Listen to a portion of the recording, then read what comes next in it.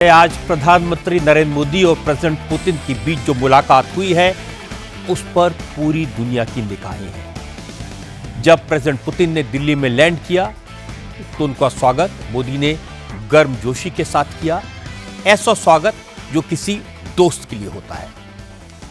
प्रधानमंत्री नरेंद्र मोदी प्रोटोकॉल की सीमा लांघकर president Putin को रिसीव करने के लिए एयरपोर्ट पहुंचे और अपनी कार में बिठाकर प्रधानमंत्री आवास तक लाए। अमेरिका के यूक्रेन पीस प्रपोजल को रिजेक्ट करने के बाद पुतिन भारत आए हैं और इसलिए पुतिन और मोदी की मुलाकात बहुत क्रूशल है। मोदी के लिए भी पुतिन के अराइवल की टाइमिंग बहुत खास है। अमेरिका ने भारत पर टैरिफ अनयूजुअल तरीके से बढ़ाया है। टैरिफ बढ़ाने के लिए भारत के रूस से तेल खरीदने को बहाना बनाया है। भारत और रूस अब क्या करेंगे, इस पर अमेरिका की नजर होगी। थोड़े दिन पहले चीन में मोदी, शी जिनपिंग और पुतिन की तस्वीरें देखकर अमेरिका के तेवर ढीले हुए थे। रक्षा के मामले में रूस भारत का सबसे विश्वसनीय दोस्त है। ऑपरेशन सिंदूर के बाद भारत अब रूस से नए हथियार खरीदेगा। रूस भारत को मिसाइल सप्लाई करेगा। भारत के एयर डिफेंस सिस्टम को मजबूत करने के लिए रशिया की मदद चाहिए।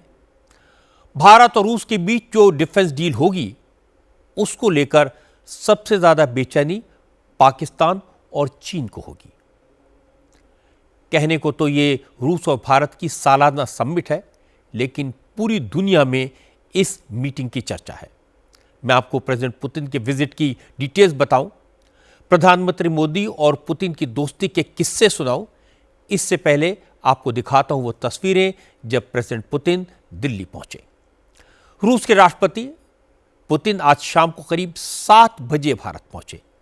प्रेसिडेंट पुतिन का प्लेन पालम एयरफोर्स के स्टेशन पर उतरा। एयरपोर्ट पर उनकी अगवानी खुद प्रधानमंत्री मोदी ने की। प्रधानमंत्री मोदी प्रोटोकॉल तोड़कर पुतिन के स्वागत के लिए एयरपोर्ट पहुंचे थे।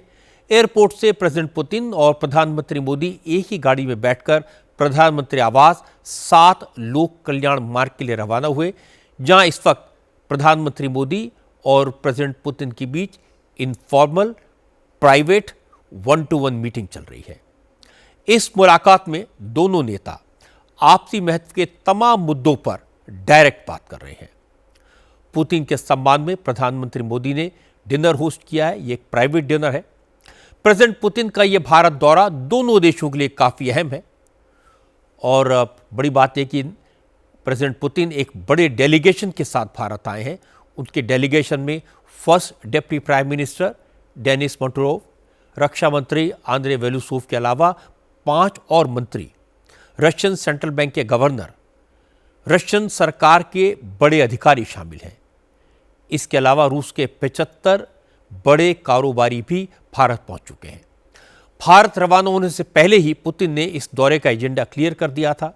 पुतिन ने कहा कि वो भारत के साथ नो लिमिट्स फ्रेंडशिप चाहते हैं और रूस भारत के साथ high tech sectors, space, nuclear energy, ऐसे सेक्टर्स में सहयोग बढ़ाना चाहता है।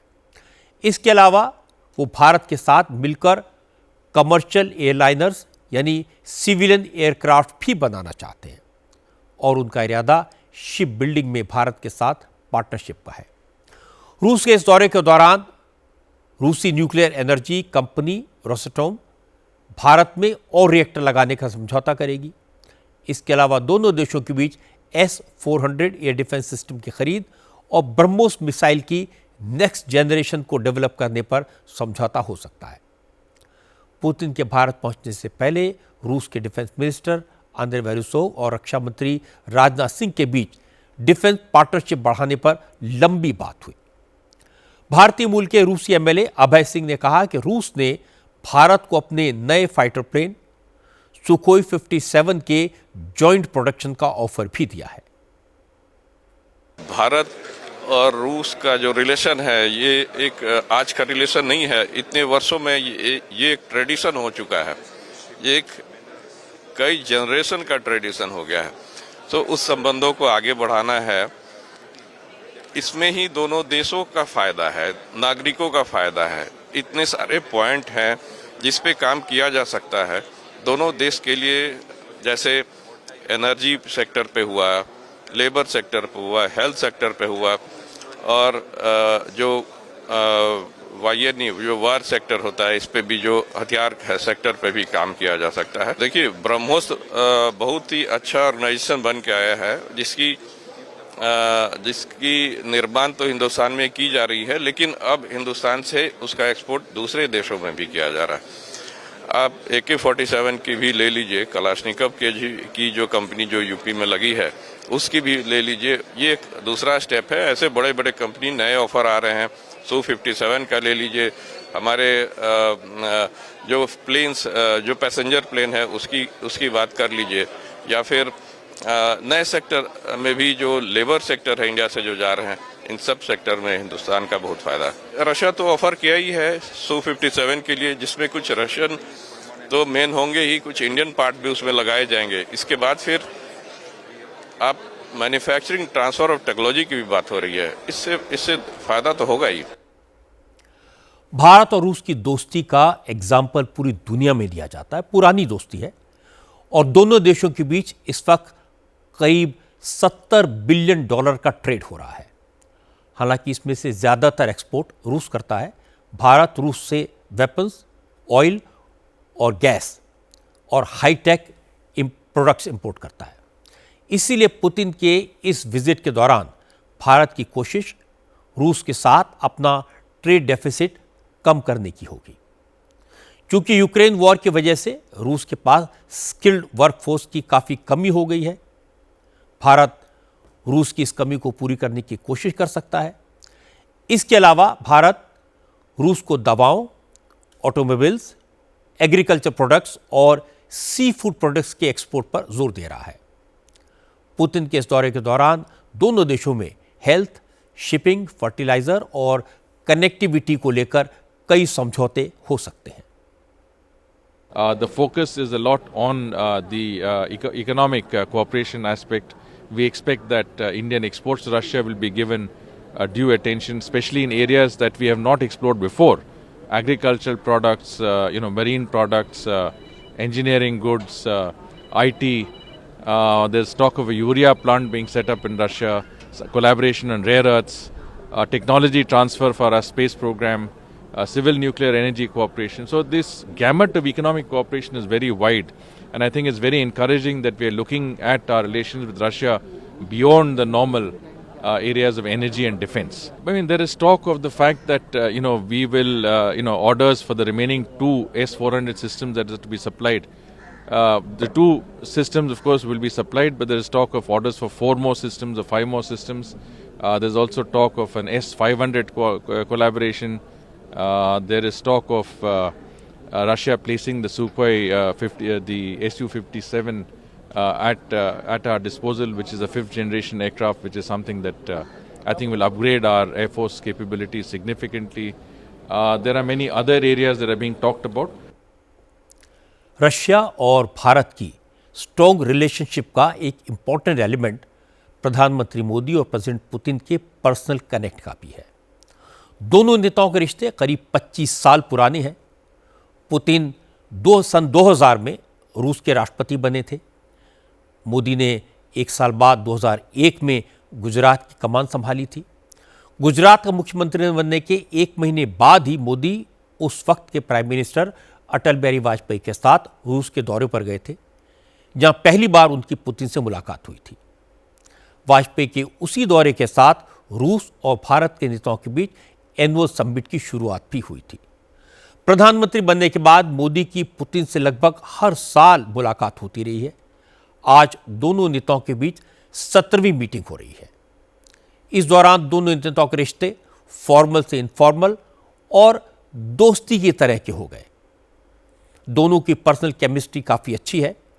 पिछले साल जब प्रधानमंत्री मोदी रूस के दौरे पर गए थे तो पुतिन ने उन्हें अपने निजी घर में होस्ट किया था, जिसे रूस में डाचा कहा जाता है, कंट्री हाउस कहा जाता है। 3 महीने पहले जब दोनों नेता सितंबर में SCO की बैठक के लिए चीन में मिले, तब पुतिन ने मोदी को अपनी गाड़ी में बिठाया था और गाड़ी में बैठकर दोनों नेताओं के बीच करीब 50 मिनट की बातचीत हुई थी, जिसकी पूरी दुनिया में काफ़ी चर्चा हुई। एक बार मैंने प्रधानमंत्री मोदी से पूछा था कि कि पुतिन के साथ इस केमिस्ट्री का राज क्या है, तो उन्होंने डिटेल में पुतिन के साथ दोस्ती का किस्सा सुनाया था। वो आज एक बार फिर सुनने की जरूरत है। बहुत सारे लोग जो आपकी तस्वीरें देखते हैं, हम प्रेसिडेंट पुतिन के साथ तस्वीर देखी, शी जिनपिंग के साथ, ट्रंप के साथ, हर स्टेट के साथ। लोग मुझसे पूछते हैं कभी मोदी जी मिले, उनसे पूछना इतनी बातें क्या करते हैं हंस हंस के। घंटों आपकी बातें चलती हैं।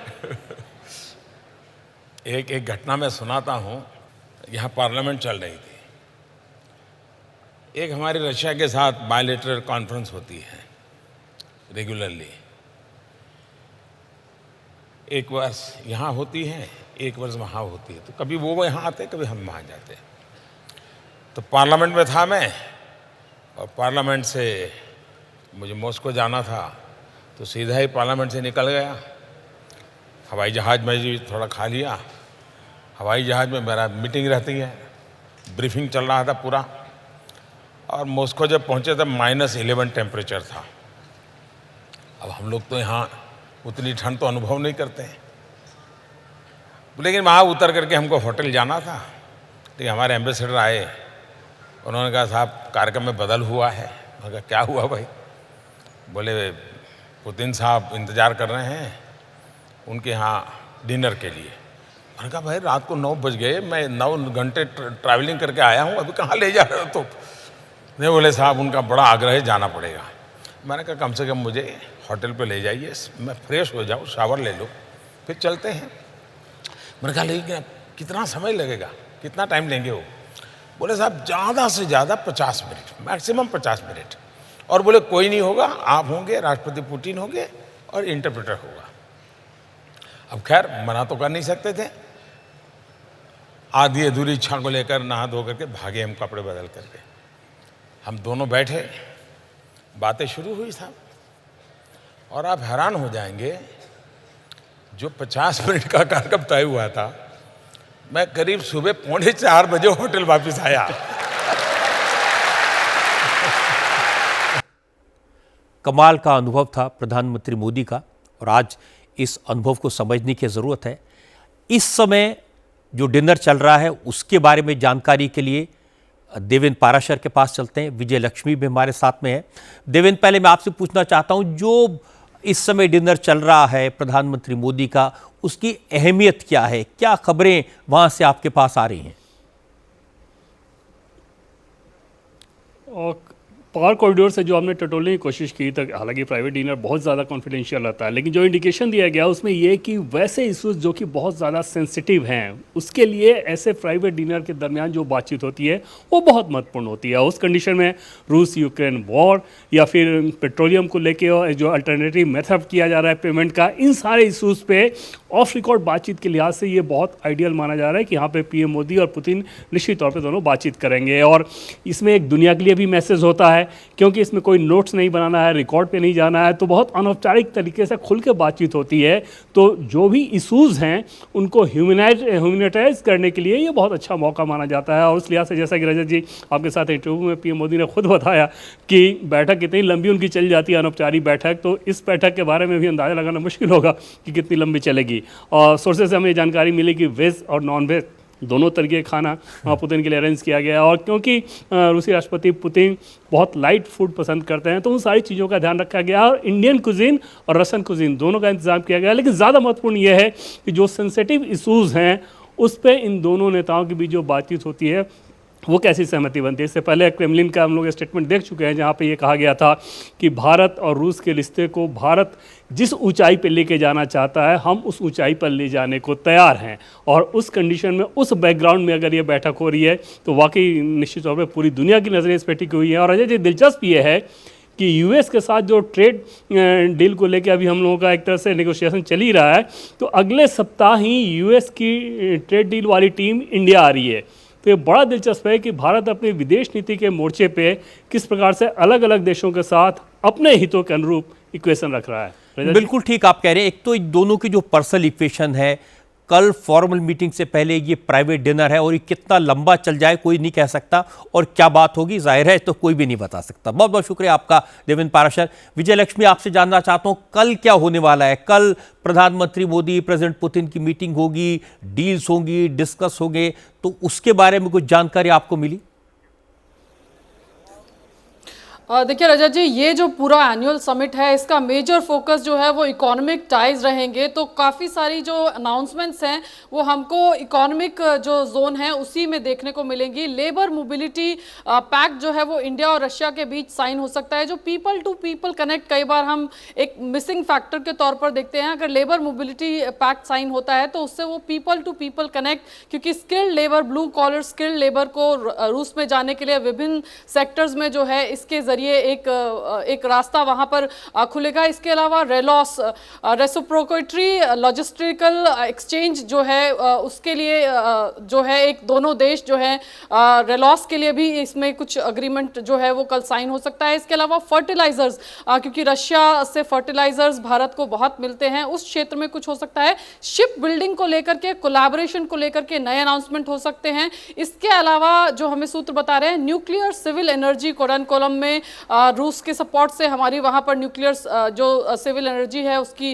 वहां पर रिएक्टर्स हैं, कुछ और उसमें एडिशन हो सकते हैं। डिफेंस पर हमें बताया जा रहा है कि चर्चा जरूर हो सकती है, लेकिन घोषणाएं कुछ बहुत बड़ी हो ऐसा सूत्र कह रहे हैं कि ऐसा होने की संभावना कम लगती है। इसके अलावा आयात और निर्यात, क्योंकि ट्रेड डेफिसिट बहुत है हमारा रशिया के साथ, हम उनको एक्सपोर्ट जो है वो बहुत कम करते हैं और इंपोर्ट बहुत ज़्यादा करते हैं। ऐसे में भारत ज़रूर देख रहा है कि ट्रेड डेफिसिट को किसी तरह से कम किया जाए।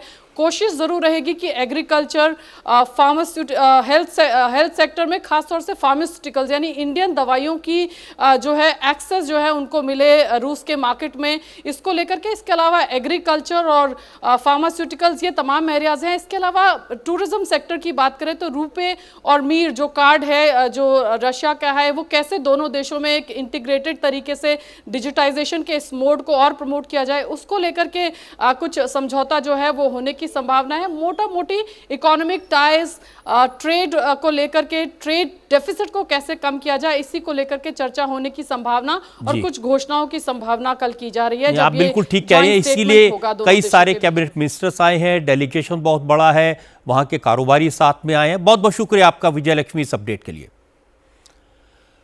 रशिया और भारत अच्छे दोस्त हैं, पुराने दोस्त हैं, अच्छे ट्रेड पार्टनर हैं, डिफेंस के मामलों में एक दूसरे के भरोसेमंद दोस्त हैं। लेकिन दोनों मुल्कों के रिश्ते मजबूत हुए मोदी और पुतिन की पर्सनल रिलेशनशिप की वजह से। प्रधानमंत्री बनने के बाद आज नरेंद्र मोदी की पुतिन के साथ 17वीं मुलाकात हुई है।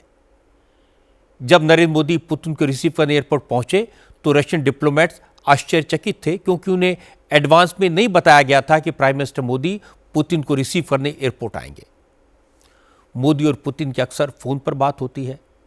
भारत कहने से अजित डोवाल भी मॉस्को जाकर कई बार पुतिन से मिलते रहते हैं। इसीलिए भारत और रूस दोनों मिलकर एक महाशक्ति बन सकते हैं और एक नया वर्ल्ड ऑर्डर तैयार कर सकते हैं।